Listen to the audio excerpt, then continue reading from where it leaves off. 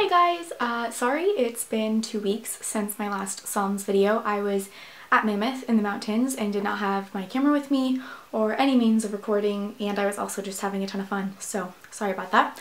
I will get straight into it. I have my handy dandy journal. A lot of these are I went through the verses and picked out key words that I kind of just felt super drawn to, and also kind of like put them in words of like putting myself within the psalm, which I don't know if that's recommended or not, but it seems to help me connect with it a little bit more, to put myself in the shoes of David and kind of like put my mindset in that zone. So for Psalm 20, I thought that this was just a really great way of reminding oneself of God's attributes, so that God is a God who answers, sends help, remembers, and gives. And because of that, we should rejoice and be joyful in the Lord, because those are his traits and he is an awesome God. In Psalm 21, verse 13 specifically stood out to me. It simply states, "We sing and praise in your might." And I just really liked that verse and how it just reminds us how we are supposed to praise and sing in the glory of God and his strength. Psalm 22, this psalm, I did a little bit of further study on it just because it was a lot more rich in text and I had some difficult time discerning it all. The psalm describes the distress of receiving no answers to prayers, pain, anguish, or any moments of distress. But David recalls that God is still holy and God is still righteous and graceful and giving.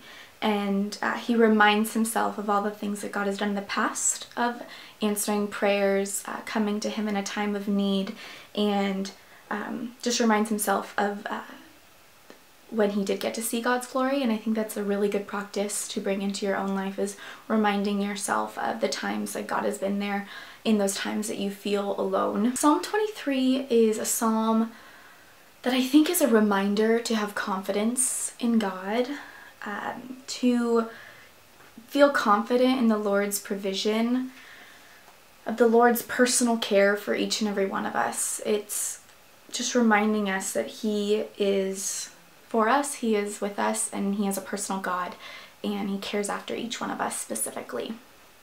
Psalm 24 reminds me, and is supposed to remind us, and reminds David, that the God who is the creator of earth, who is the creator of world, space, and time, is the same God who is with us and who is with those who worship and are faithful to him. And I think that should be encouraging, because we can feel like we can trust him, and you should trust God because he created everything. So he has all of it planned out, and when you put your trust in him, he has it planned, so like you don't have to worry. I don't know, for people that have anxiety, I feel like that should be comforting, to know that you can trust the creator of the earth with your life. What's more comforting than that, right?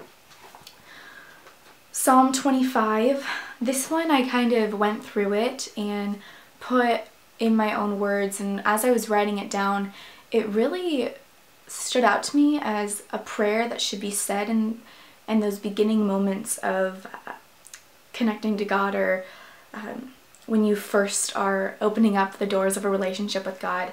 And it says, "In him I put my trust. Teach me your ways.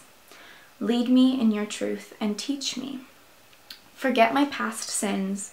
In your grace and mercy, humble me. Excuse my guilt." A relationship with God is built on those who believe in the covenant. I want to be face to face with the Lord.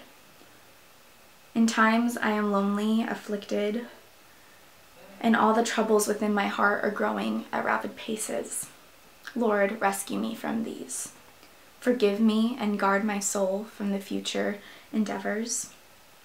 And as I wait for God, let me be an uprighteous person with integrity. And so it kind of goes through this wanting to be closer to God, wanting to be more like God, remembering that we have had past mistakes, but that God can bring forth forgiveness and life in those situations. Psalm 26 is a psalm that reminds us what it's like to live as a Christian and to be living in a relationship with God. It's embracing the ideal of what Christianity is and how we should be living, but it's not necessarily some like precondition to be able to worship. It's not like you have to be like this in order to worship. It's like that's the goal, is like to be this awesome.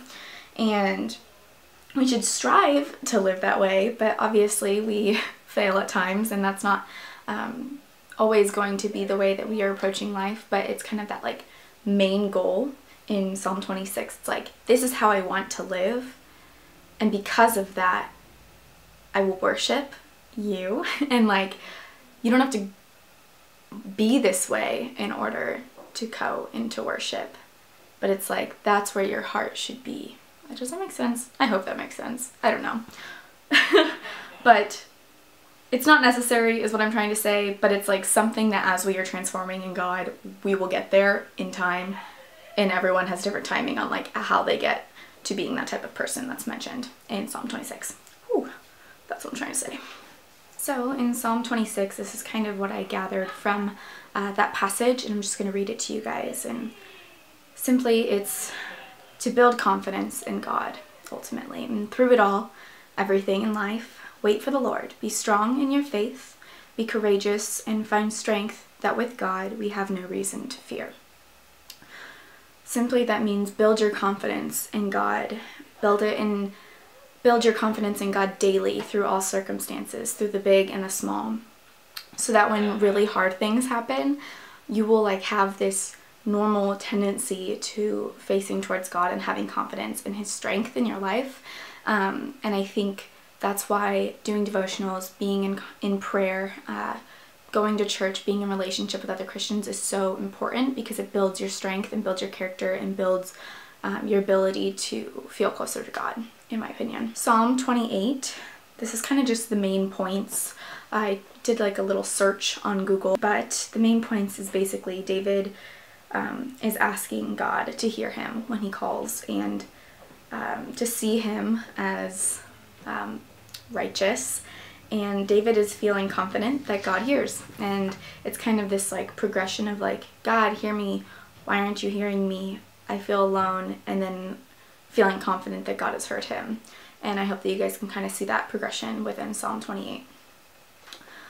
Psalm 29, one thing just stood out to me the most throughout that whole verse, and it's like reiterated and like restated so many different times throughout the verse, that the voice of the Lord is strong. And I think that we just need to like marinate on that.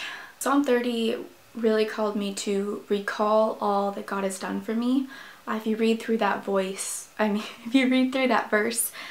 in Psalm 30, there is one that says, a recall on all God has done for me. And when I heard that, I just sat and I thought back to all the different times in my life that I have felt God's presence, or that I've like seen things unfold in a way that I think is pleasing to God, and just like all the different times that God has been present in my life. And so I encourage you to pause this video and sit and think about all the things God has done for you in your past, and wherever you are in your future, whether you're feeling alone or you're feeling like, dude, God's awesome and He's right here, that you would be able to like remind yourself, like, even if I don't feel Him now, He's been there in the past, you know, and He's like had your best interest at heart. It also called me to think that like there are times of sadness, and then there's times of joy, and there's that verse that says there's weeping in the night but joy comes in the morning, and that has really been a prayer for me, and I say it every night before I go to bed, and I pray, Lord, please let me wake up in the morning free of anxiety and free of depression and living in the joy of you. And ever since I started that, I honestly see a difference in my days, and there are days that I still feel like this cloud of depression over me, but I feel more empowered with that statement, and I feel like God hears me, and I feel more empowered when I wake up, like God heard me last night when I prayed this, and today's gonna be awesome. And in that, like, God makes me strong through that simple prayer. Lastly, Psalm 31. David is seeking out help from God because he is feeling worn out by life and all of its troubles, and all of his oppressors in that time, if you know the story of David. And the way that this psalm was written can connect with so many of us, depending on the different things that are going on in our life. We all have troubles, we all have issues, we all have stuff that like burdens us throughout the day, and I found myself being able to read it and really connect with the text, and it can just really connect with everyone. So I encourage you to just read that and see what's being brought into your heart and pray about that. So that is the last 2 weeks of the Psalms. I tried to go by as quick as I could since there were a lot of them, and I promise you that next week I will just have that 6-7 day clump for you. But please let me know what you guys got out of the text. Leave it in the comments below. If you are liking these videos, subscribe to my channel, as well as follow me on Instagram at Kayla's Joy for daily inspirations for healthy living. And I will talk to you guys later. Bye!